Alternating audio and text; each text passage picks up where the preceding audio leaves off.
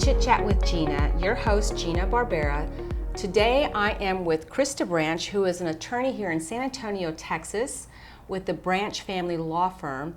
And Crista, I just want to say I'm so excited we finally pinned down a time to visit, because your schedule is very busy. So I really appreciate it. I really feel that today we're going to be able to give some valuable information.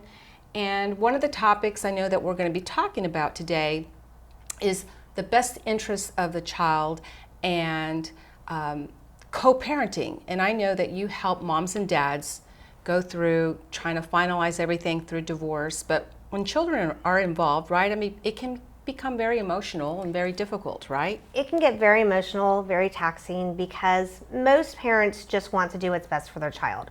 Now, unfortunately, there are some of those cases where people will use their child to get back to the other parent. But in most cases that I see is that they really are trying to do what's best for their child, and they're not used to having to split up time of their child with their ex. Yes.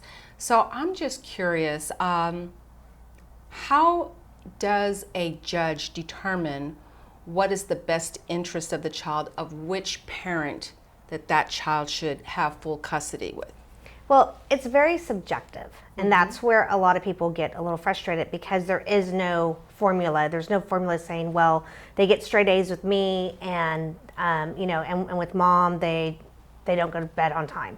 It's very subjective. They're going to look at how the children are with their parents. They're going to look at grades with both. They're going to look at attendance. They're going to look at is the child comfortable around them. They're going to look at who has been the primary parent to begin with. Has one parent always gone to all of the after-school activities and done everything with the teachers, and the other parent never has? Has one parent always been around and taken them to doctor's appointments, put them to bed, been there when they're sick? Those are things that they can look at so they can determine best interest of the child.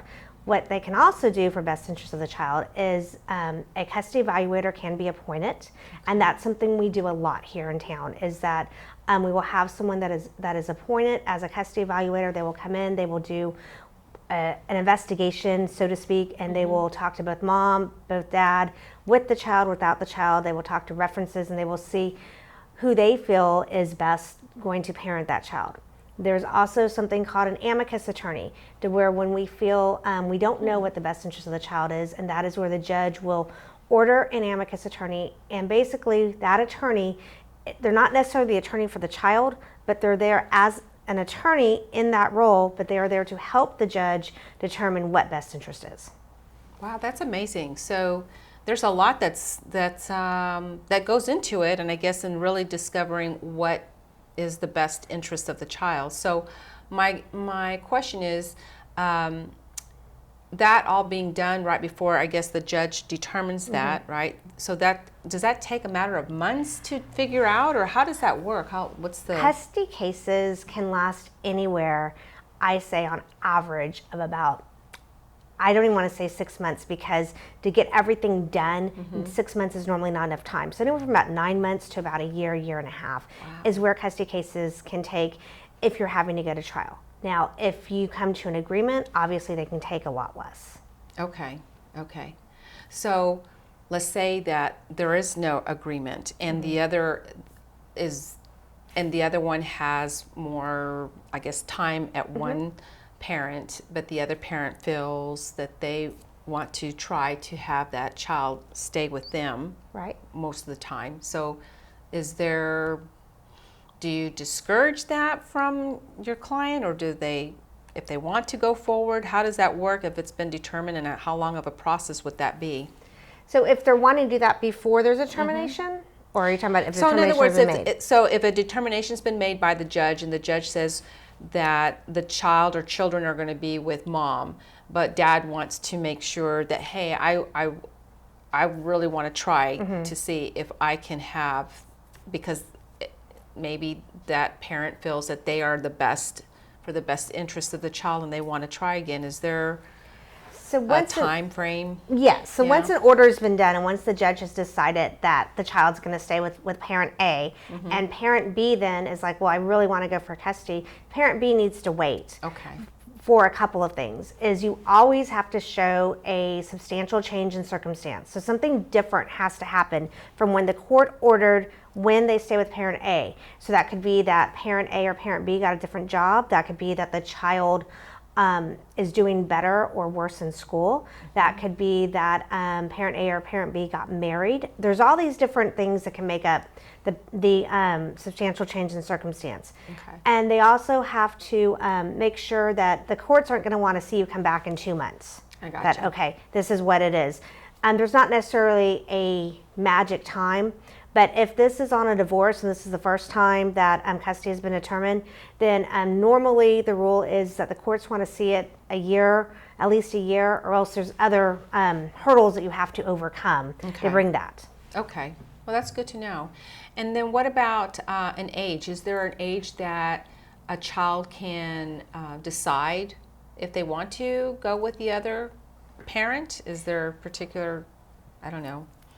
Yes, there is. So in Texas, what we do is at 12, they can speak to the judge. Okay. So it's basically called that they confer with the judge. Years and years ago, they used to be able to sign an affidavit saying they wanted to live with parent A or parent B. But that's been done away with. And now they actually have to go and talk to judge in chambers. Mm-hmm. And if the child is over the age of 12, the court has to speak to them regarding custody or primary residence only. If it's just regarding visitation, it's in the court's discretion whether or not they will speak to the child.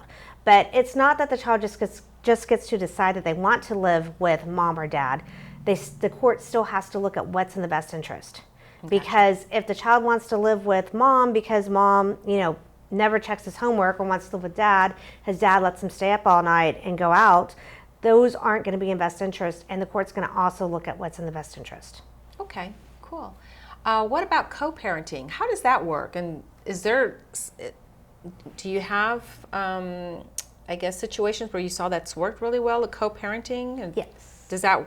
How to explain that? It's hard. Yeah. Co-parenting is very hard because a lot of people, when they're going through divorce, they are very upset, they are hurt, there are a lot of accusations going out, and it's very hard to co-parent when your ex is calling you a liar or something like that. So there are many different ways that you can co-parent. One of them is that you have to just put aside your feelings for each other and just put your child there. You do not put your child in the middle.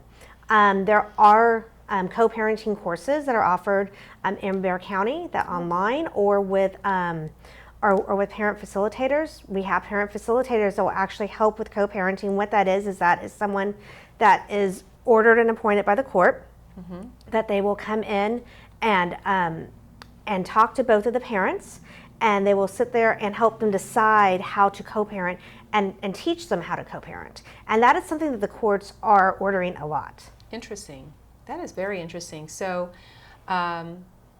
it would seem like if you could get that would probably be the best situation where both are wanting, right, to have custody, or that the co-parenting would be. Co-parenting works really well when the parents work it, because the child is the one that benefits from it. And a lot of times, parents that can really co-parent, they don't actually need the orders.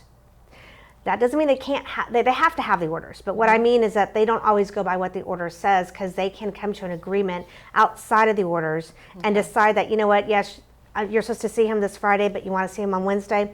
That's not a problem. Come pick him up on Wednesday and drop him off on Monday. So it helps them really just put the child front and center.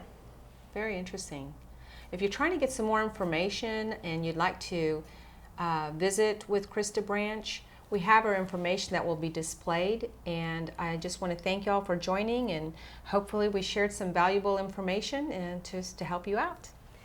Thank you so much. Did you want to say anything? I'm sorry. Thank you so much for letting me do this. I love to talk about custody and co-parenting. This is one of my passions. Well, I appreciate you just being here. Thank you. Thank you. Bye.